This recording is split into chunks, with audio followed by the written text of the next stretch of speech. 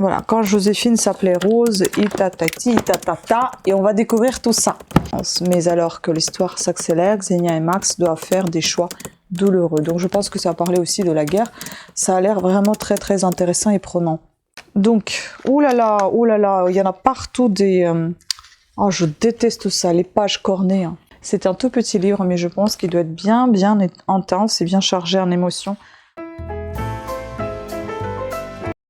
Bonjour à toutes et à tous, aujourd'hui on va passer à un autre Freebooks. Il y en a quelques-uns ici, il n'y en a pas beaucoup qui ont des... il y en a deux qui n'ont pas du tout de description, de résumé derrière, mais je vais vous les montrer comme ça, on va survoler rapidement quelques pages. Donc André Castello, Joséphine, je pense que ça va être quelque chose d'assez historique et ça va parler de la femme de Napoléon. Joséphine, j'adore cette... image à l'intérieur, c'est vraiment très très joli. Librairie académique Perrin, nouvelle édition revue et augmentée. Donc ici nous avons plus de 600 pages.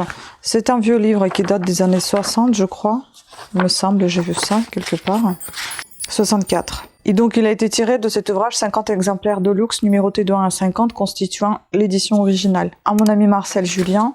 Et donc vicomtesse, citoyenne et générale, c'était une vraie femme. Napoléon. Voilà, quand Joséphine s'appelait Rose, itatati, itatata, et on va découvrir tout ça. Ensuite, donc, j'ai trouvé ce livre-là, Mary Higgins Clark, Ne pleure pas ma belle. Je ne sais pas si je l'ai pas déjà, celui-ci. Il faut que je regarde.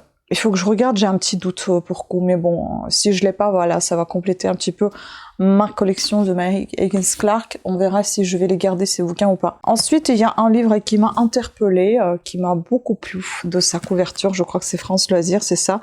Et en fait, ça me fait penser beaucoup à Belinda, je ne sais plus comment, mais ça parlait aussi, c'était à peu près dans le même style, ça parlait de la guerre. Ça parlait de Paris, c'était très très bien écrit, c'est un livre doudou que je me suis gardé, Alexandra Belinda je crois, et je me suis acheté son deuxième livre que je vais lire aussi bientôt. Donc ça me fait penser un petit peu à ça, est-ce que ça va être ça ou pas?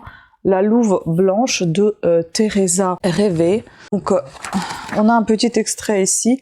La porte s'ouvrit, une faible lumière éclairait l'entrée. Max se tenait devant elle, le visage grave, les cheveux ébouriffés. Surpris et tressailli en la voyant. Xenia, en russe c'est Ksenia, resta pétrifiée, incapable de dire un mot. Sa vie avait basculé parce qu'elle osait regarder la vérité en face.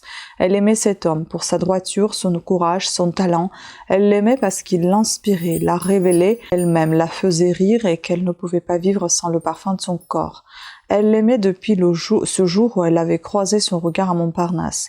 Elle l'aimerait jusqu'à son dernier souffle. Ça va être un roman d'amour, je suppose, mais c'est un joli roman, je pense. On n'est pas loin de 600 pages ici.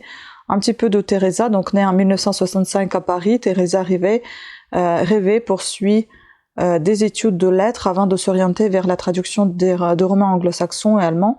Elle publie ensuite 2 romans historiques, chaleureusement accueillis par le public et la critique qui dit d'elle qu'elle est une héritière d'Henri Troyen. Oh, ça peut me plaire.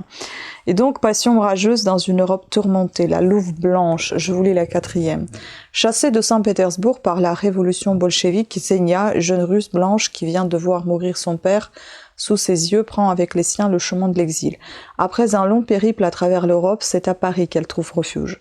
Dans la ville lumière, sa beauté est remarquée et lui fait intégrer le monde de la mode où elle rencontre Max, séduisant photographe allemand. Une rencontre qui va bouleverser son destin. Leur passion, aussi incandescente que tourmentée, laisse deviner un amour qui transcende les différences. Mais alors que l'histoire s'accélère, Xenia et Max doivent faire des choix douloureux. Donc je pense que ça va parler aussi de la guerre. Ça a l'air vraiment très très intéressant et prenant. Ensuite, on a trouvé encore Dawn Meyer, et comme j'en ai un paquet de Dawn Meyer, je me suis dit je vais le garder celui-là aussi.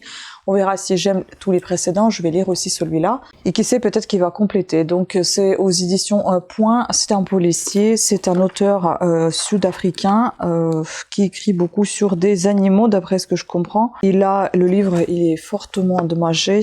Nous sommes ici à peine à pas loin de 500 pages, 450 quelque chose. Jusqu'au dernier, depuis la mort de sa femme, l'inspecteur Matt Joubert rumine son mal de vivre. L'arrivée du nouveau chef de la brigade des vols et homicides du Cap l'oblige à se ressaisir.